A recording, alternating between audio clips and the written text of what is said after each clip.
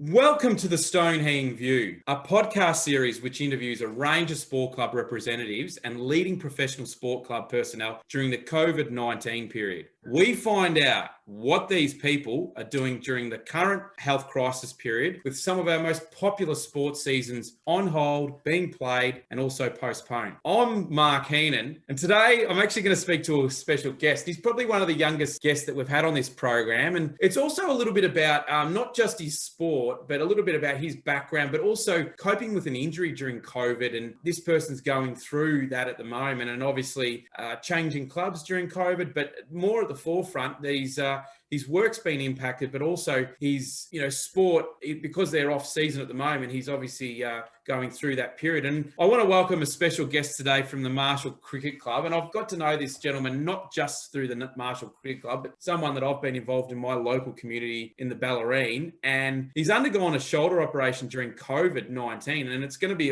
a great delight to see him back on the cricket field. His name is Tom Toolbox Beasley, but I'll call him Tom for tonight. Tom Beasley, welcome to the Stoned Heen View on episode 56. The great man, you have appeared. Thank you, Mark. Thanks for having me. I thought I would have been on a little bit earlier, but that's all right. Well, we're here now. Can I just mention some of the people that you've been up against? You're definitely the youngest cricket guest on this program. I've had people like Darren Barmby. I've also had Shane Cuttajar, and also don't forget the business edition out there for the Stoned Heen View. We talk to businesses during this period as well. But I've also had Nick Hallam, coaches. I've also had Jackie Johnston, premiership winning captain of the women's at Ocean Grove. So you're in elite company, Tom Beasley. Yeah, well, fun fact, Jackie actually looked after me when I did my right shoulder about 6 years ago. So she referred me to the surgeon and whatnot. So that's a funny one, actually. I didn't tell you that. There's a bit of a twist there. That's right. Yeah. But then you're also up against people like Michael Barlow and Gary Hocking and Liz Alice. I mean, there's been some stars on this program. Yeah, it's the top echelon, mate. I'm just I'm the pig feeder there. And your mate Harry Walker as well, who's moved to New South Wales. But I want to talk to you today a bit about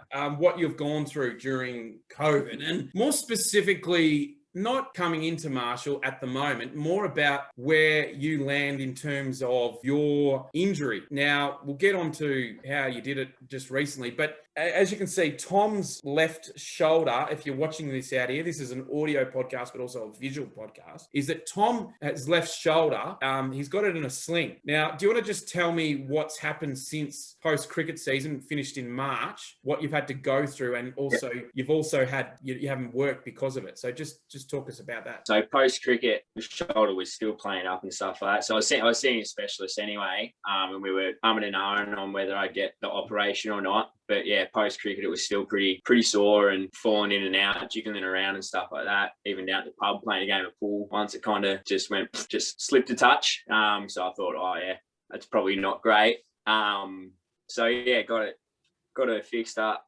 3 weeks ago on Tuesday. So yeah, haven't done a lot since then. Been down to the footy once or twice, but yeah, since then the operation and stuff like that, it's been pretty gloomy, mate. It has, but you also told me about your and we can mention them now, is your bowling statistics. We actually know that you have been recruited to Marshall. Well, it was obviously a year ago, but this injury didn't actually happen due to your bowling. You're actually in the nets and you were batting, and that's where the shoulder, you had a bit of an issue with your shoulder. But also, I think even during the season, or was it prior to the season, there was a bit of work involved as well, or is it what? Just take us through what happened there with batting, and then also around the time of the season. Yeah, no, it happened game day. So we were playing St. Peter's. I was going all right with the stick, mind you. And it was last over. And I thought, I could try and get another 20 off it here. And yeah, just went to lay into one, and top of the swing came out. And the shoulder just kind of gave way and pushed out the bottom and through the front of my shirt almost. And then with one hand, I managed to hit the ball straight to point, got caught. I don't know what everyone else in the middle of the ground was thinking, but I wasn't thinking about the wicket. I was like, where's my shoulder? Because I was like, oh, clearly not right. Could feel it and stuff like that. I was in some pretty almost scream-worthy pain where I was trying to hold it in, and then got back to the room and kind of missed the seat as I went to sit down. It was a little bit lower than I anticipated. And I actually, when I jolted, it sucked it back up into the socket. So yeah, that felt really nice actually. It wasn't pretty, but it felt a lot better once that happened. And then yeah, didn't get to bowl that game, obviously, which I was more annoyed about because I'm not there for my batting. So I was trying to get it back out there, but yeah, put the ice back on it, and that was me done until round 2 after Christmas, I think, possibly. Yeah, you obviously had. It was There was good. a 2020 grand final on the 26th of Jan, but also there was a gap of you not playing from round 5 to round 9. So from the 26th of November to the 16th of January. So during that period, you had to get some work done to your shoulder. That was just physio stuff, just strengthening it, getting it back so I could participate in the rest of the season, because we were on a pretty good streak then, and we probably knew by then we were going to play finals and give it a shake. So I really wanted to get back to that. So it was just more physio work and stuff like that, a bit of strength stuff, and it was pretty good. Didn't pop out again badly. Had a couple little incidents where it felt a little bit yuck and unstable and stuff like that. So that's when I went to the specialist and was like, no, we've probably got to do something about this. So yeah, this is what I want to ask you about, because essentially this program is about, what people have been doing during COVID. And did you find when you had to go and see specialists because of, appointments and all that? And we mentioned a previous person that was on this program in Jackie Johnson. I mean, she was talking about things like telehealth.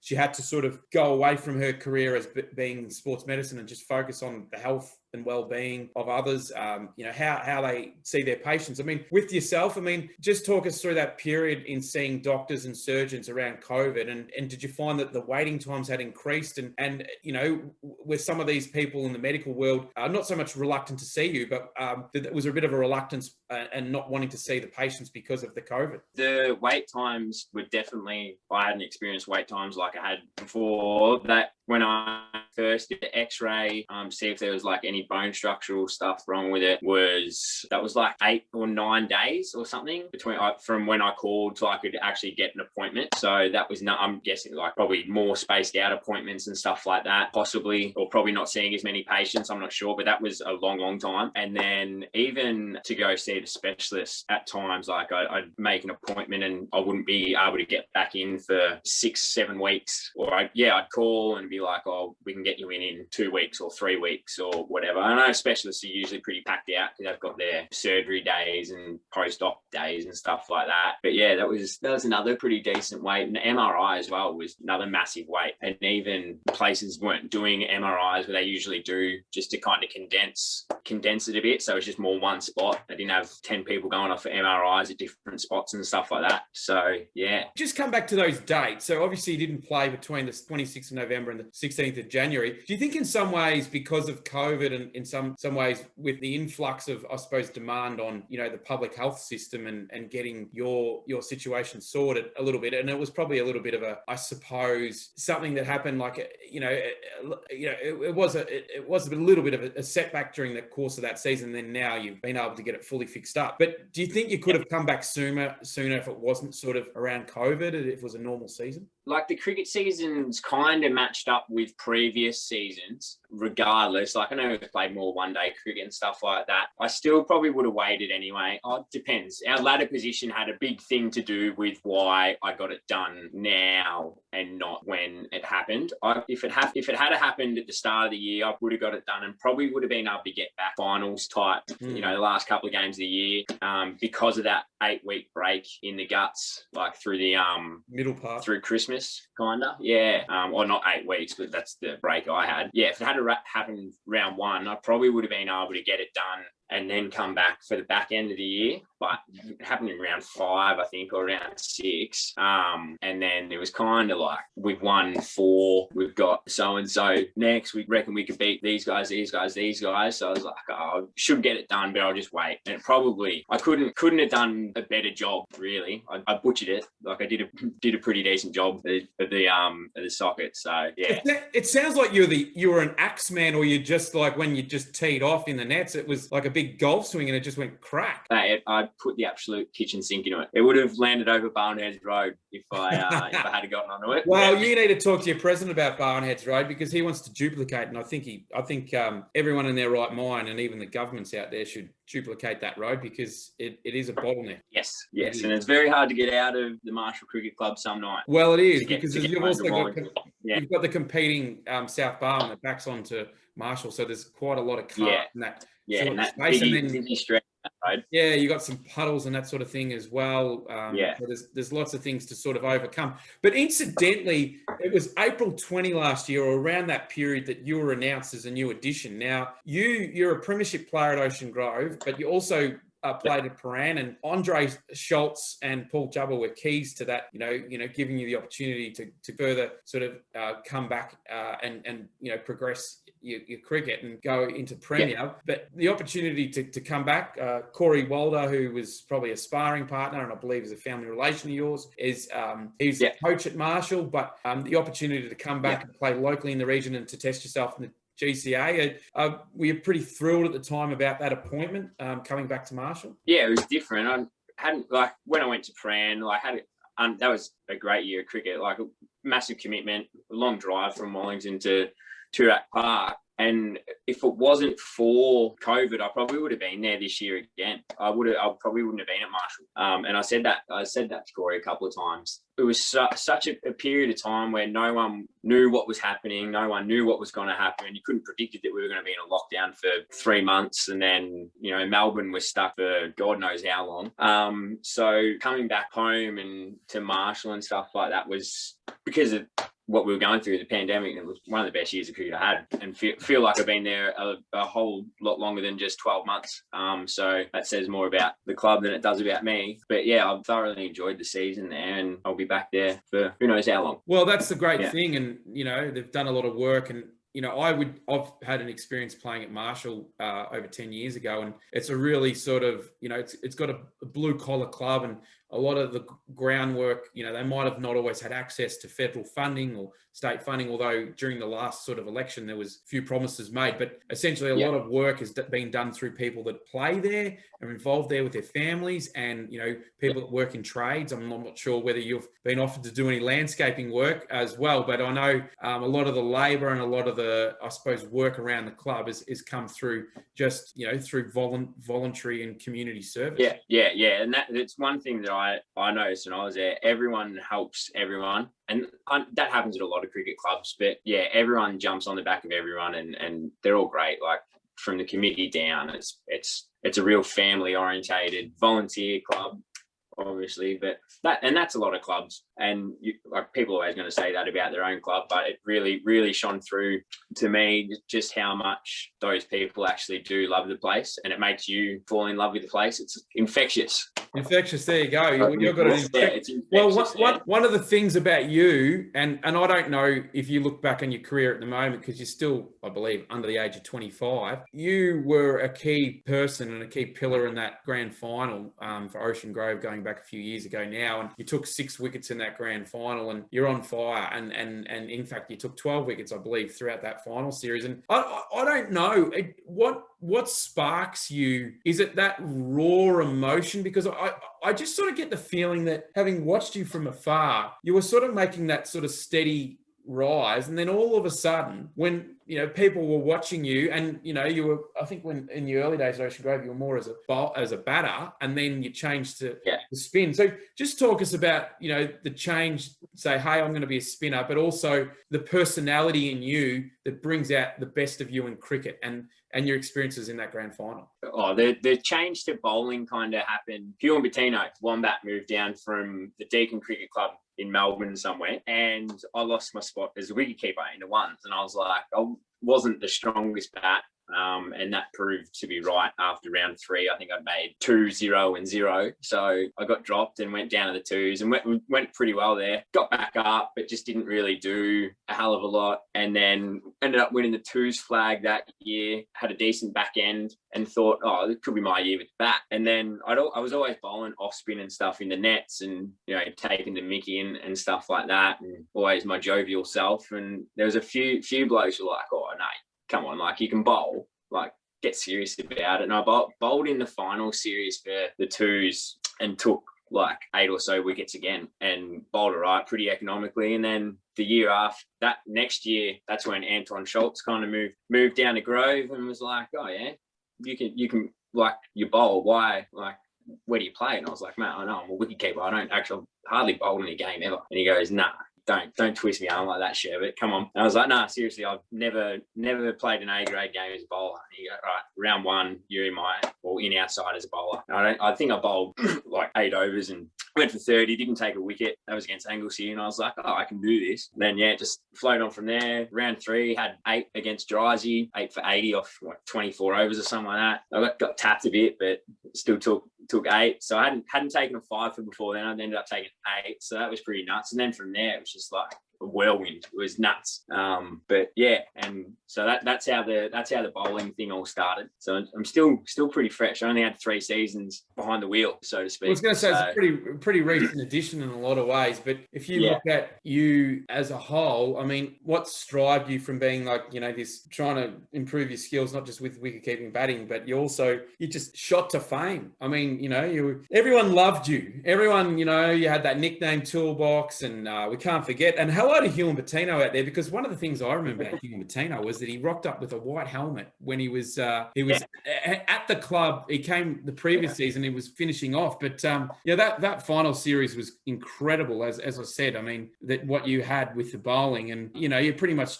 transformed into a player, and was a real key pillar. And 6 for 62 and 6 for 47 in the semi-final and grand final, and you broke that dreaded A grade drought for Ocean Grove. So do you look back on those days now and think, I'm really fond of that, and I'm really proud of what's happened? It's still, I've got goosebumps now, like thinking about it, and like I think about it, not all the time, but like every now and then it'll pop into my head, and it'll be like one of those holy shit moments. It's like, wow, like that happened, and I was fortunate enough to be a part of it. And the personal stuff's cool. Like that's the reason that I am where I am. But also like just the team, like it's all, I can't explain it.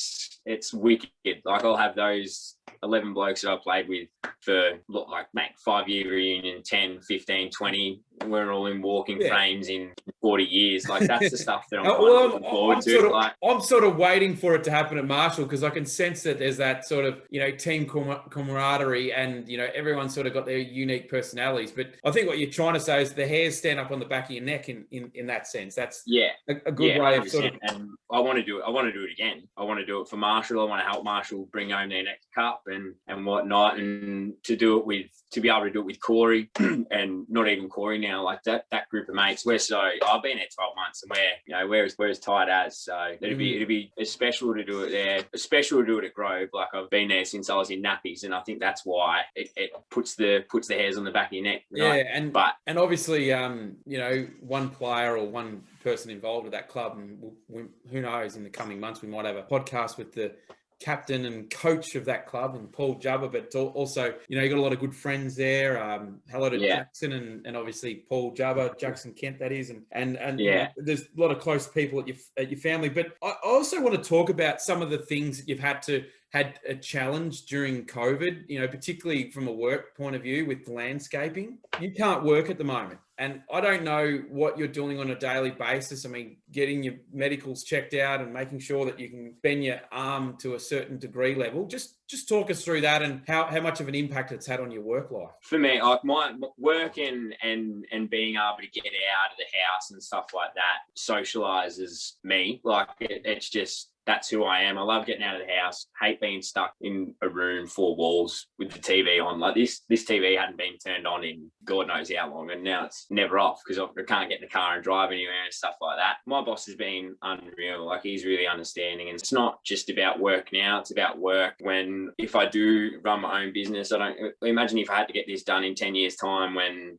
I'm working for myself. Like probably not going to get it done, and then by 45 I can't move my arm and whatnot. Can't chuck the kids up in the air and all that stuff. So that was the big thing about it that I spoke to the boss about, and he was like, mate, go for your life. So he's been unreal for me, been different. Like work with a group of blokes, and you see him every day for 4 years, and then all of a sudden you're not seeing him and stuff like that. A little bit like I was like, oh, this is going to be all right. Like 4, 5, 6 weeks off work, and then by day 2 I got home from the hospital and I was like, oh, get me back to work. Like I'd rather be at work than cutting laps of the house from the pantry to the bedroom, from looking in the fridge every 10 minutes, seeing if new things have popped up through the shelves and stuff like that. So yeah, it's been different. It's been difficult.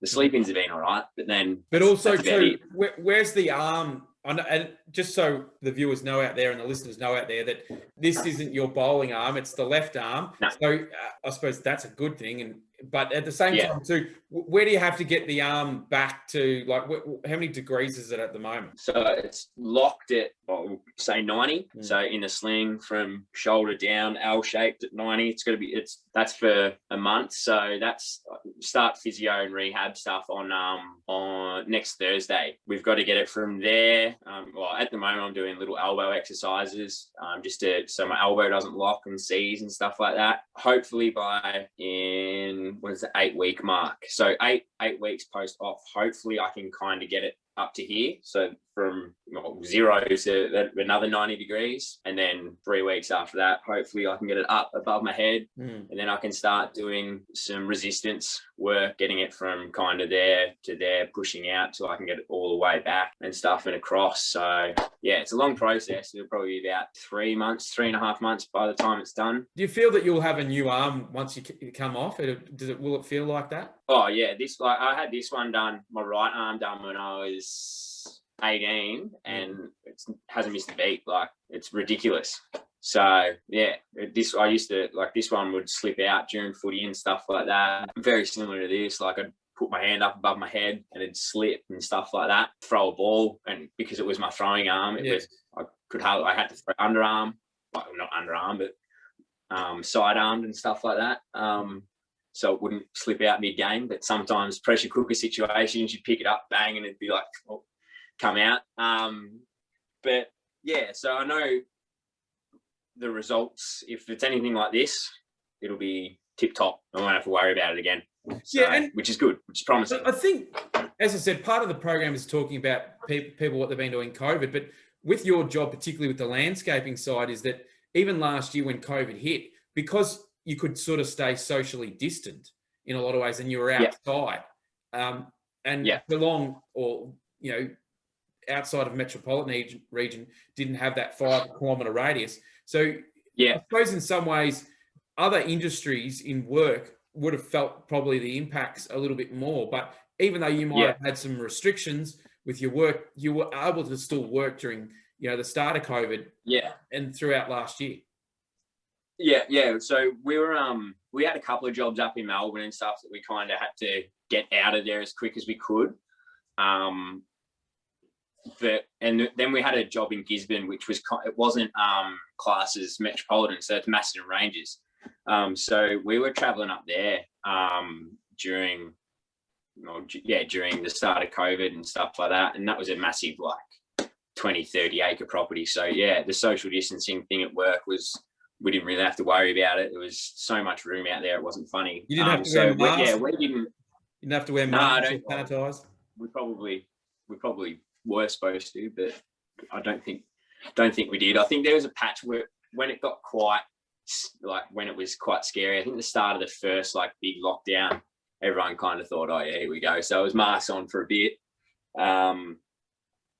But yeah, we weren't effective massively. Obviously income and stuff like that, had the job keeper and stuff like that. So that was unreal. And I know that's probably saved the boss's backside a bit, that. But yeah, I'm not financially for him. I don't think it impacted too much, without knowing, obviously. But yeah, we still had pretty steady work. We weren't always looking for jobs, so to speak, but we did a lot at his house as well, because he thought, oh, well, the government's paying you. I don't have to pay you full wage. Let's go to my house, boys. So we did a decent rent there. So he was smart about it. But so there was enough to keep you busy, wasn't there? Really? There was enough to keep you busy. There was no real days off unless someone in the house had a COVID test. So yeah, and tell us the Manaram Fire Brigade. That's pretty close to your heart, obviously. The work that you do with that fire brigade, particularly, in the last sort of 10 years, we have had fires, and it shows that having a community response like a fire brigade is really important, and how they link up. And I've been involved in surf lifesaving, and just how those community clubs, in a lot of ways, network together, which is fantastic. But also the connection with the Good Friday appeal. I mean, I noticed that you try and get out there. And, tin rattling was a bit different this year, but I suppose there was a little bit more opportunity to do it as opposed to last year, which was COVID. Yeah, Fire Brigade's massive for our family. Like, Dad's been involved with the CFA or Mannerham CFA for 50 years, probably even more, 55. So yeah, it's always been, and aunties and uncles and stuff like that have all been involved, cousins and whatnot. So it's massive in our family. Not only the Manor Fire Brigade, but other brigades around Geelong region. So yeah, and then like the Good Friday appeal has always been one of those ones. Like, since I was in the Pram, we'd be around tin rattling in Point Lonnie and stuff like that, and the tallies would go up year after year after year after year, and it was a little competition between us and Ocean Grove to see who could pull the most and stuff like that. We'd go back to the mechs and count it all up and whatnot, make a real night of it. There's Alistair Drayton, obviously, he's involved with Wallington CFA, used to own the mechs. So it was, growing up, it was a big thing. You didn't quite realise, understand it back then. But as you get older and stuff like that, and you see like on TV and you hear the stories of the young kids and stuff like that, especially now, like it makes it's a bit emotional, kind of. It's a massive day. But yeah, the last couple of years have been a bit different. We weren't able to walk around the streets and stuff like that, and rattle the tins, and help the old ladies shove their little 50s into the slots and stuff like that. It was always a good one when you got a pineapple in the tin. But yeah, it was a bit different the last couple of years. We've done it virtually, a virtual tin shake. So yeah, which was unreal for the I can't remember who the company that kind of started that up. But yeah, all the proceeds still go to the Royal Children's Hospital, and even when you press the tin, it gives it a little bit of a rattle for you. So that was kind of cool. But yeah, you don't get quite as much, like as many donations that way as you do walking around and making yourself known. But we still did a fantastic job both years. So well over a couple of grand each year. So yeah, we're up there. But the Fire Brigade and in particular the Good Friday appeal is probably it's a big one. So yeah, it's pretty close to your heart. I've got to finish up, but we've got to have some clean banter, and probably two of the things that stand out is not only your haircuts, that's one thing, that's not even the main thing, but I was looks all right at the moment. I got invited to a special golf event up in Melbourne, and I was on my way. It was I believe it was to Royal Melbourne, and it was for the President's Cup. And then I get this message along the way. It says, "You're driving like a grandma. Who's this bloke?" And I'm thinking of a vegetable, and it's orange. Do you know what it is? Oh, nah. It's the guy that puts on the dinners at the Marshall Cricket Club. That was one of the greatest things about joining the cricket club 10 years ago.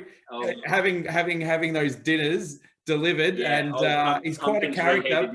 But are you telling me Tom Beasley or Thomas Beasley that I drive like a grandmother? And I have got a different car now, by the way. So the i30 has been sold.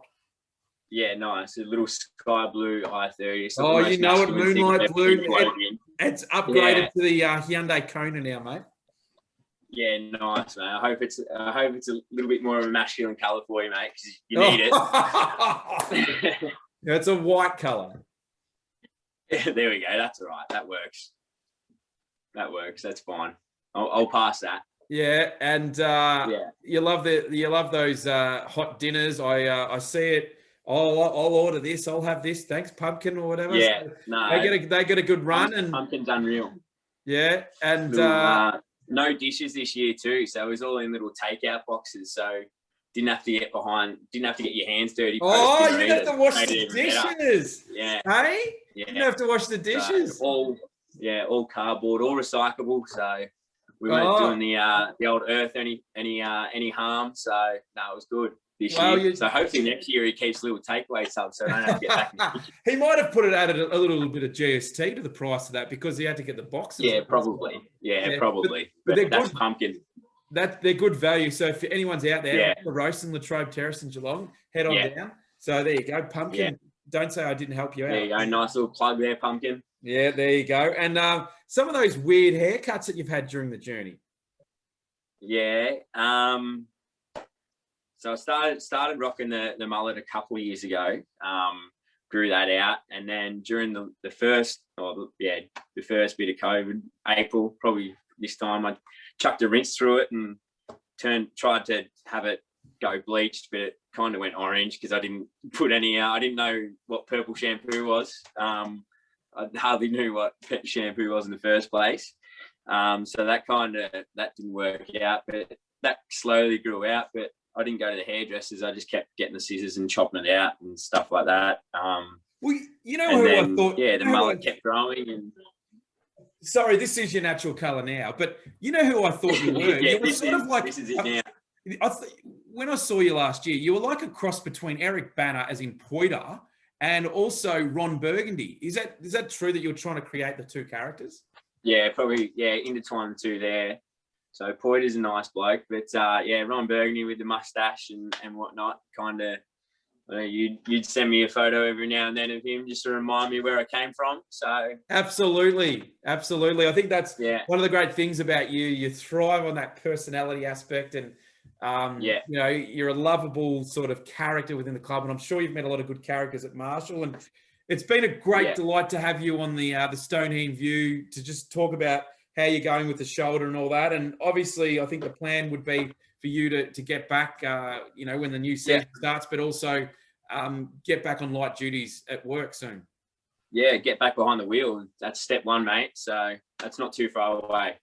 Well, Tom Beasley, thank you so much for being our guest on the Stoned Heen View. You are the youngest cricket guest. In fact, one of the youngest guests that appeared on this program. So you are in a privileged boat. But thanks for joining us on the Stoned Heen View, episode 56. No worries, mate. Cheers. Thanks for having me. Not a problem. Well, that was Tom Toolbox, or Thomas Beasley is known. So Tom Beasley has joined us on the Stoned Heen View. You can check out the Stoned Heen View. You can type us into Facebook or Instagram. Our podcast is also available on Apple Podcast, Spotify, and our launching platform is Podbean. And we've also got a YouTube channel. I don't know if Tom Beasley's turned up on the YouTube channel, but I know that Marshall Cricket Club's got a YouTube channel, so even better. So we might even share it on there. We've got a Twitter account at Stoned Heen View. And also check out, if you want to get in touch about a business podcast and talk about what you've been doing this year in 10 minutes, about your business, and you want to get on board and talk about some of your hopes for 2021 and what's happened during COVID, let us know. But until next time, this has been the Stoned Heen View for episode 56. We're going to talk to a football club trainer next week about what they've had challenges through during COVID. So we'll see you soon. As I said, thank you to Tom Beasley for joining us for episode 56. And this has been the Stoned Heen View. We'll see you soon. Thank you.